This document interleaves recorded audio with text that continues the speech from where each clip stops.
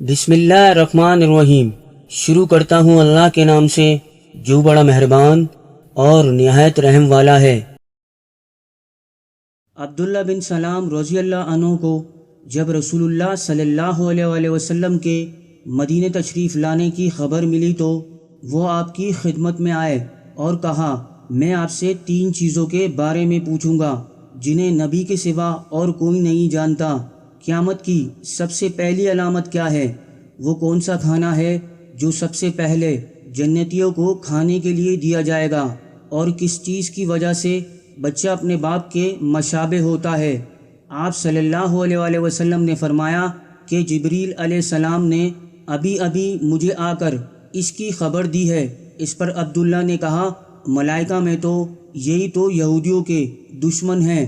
آپ صلی اللہ علیہ وآلہ وسلم نے فرمایا، قیامت کی سب سے پہلی علامت ایک آگ کی صورت میں ظاہر ہوگی جو لوگوں کو مشرق سے مغرب کی طرف ہانک کر لے جائے گی۔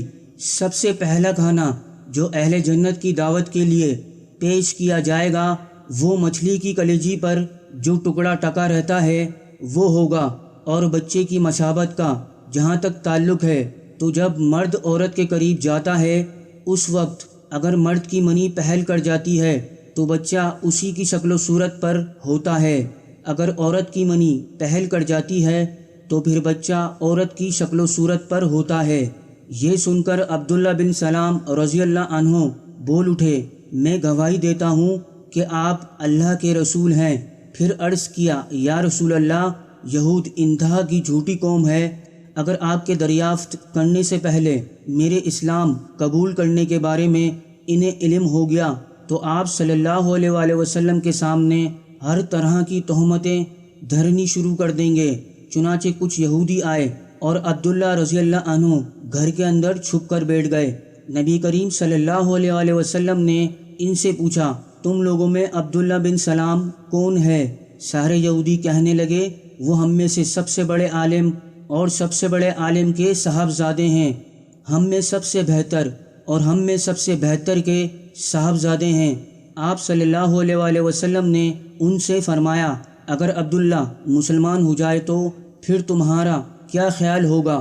انہوں نے کہا، اللہ تعالیٰ انہیں اس سے محفوظ رکھے۔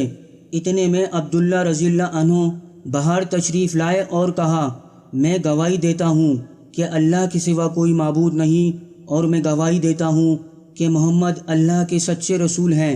اب وہ سب ان کے متعلق کہنے لگے کہ ہم میں سب سے بدترین اور سب سے بدترین کا بیٹا ہے، وہیں وہ ان کی برائی کرنے لگے۔ تو دوستو، حدیث کے حوالے نیچے لکھیں، اور اللہ رب العزت ہر مسلمان کو احادیث پر عمل کرنے کی توفیق عطا فرمائے۔ فیس بک اور واٹس ایپ پہ ضرور شیئر کریں، اور اگر چینل کو سبسکرائب نہیں کیا ہے تو سبسکرائب کر لیں۔ السلام علیکم۔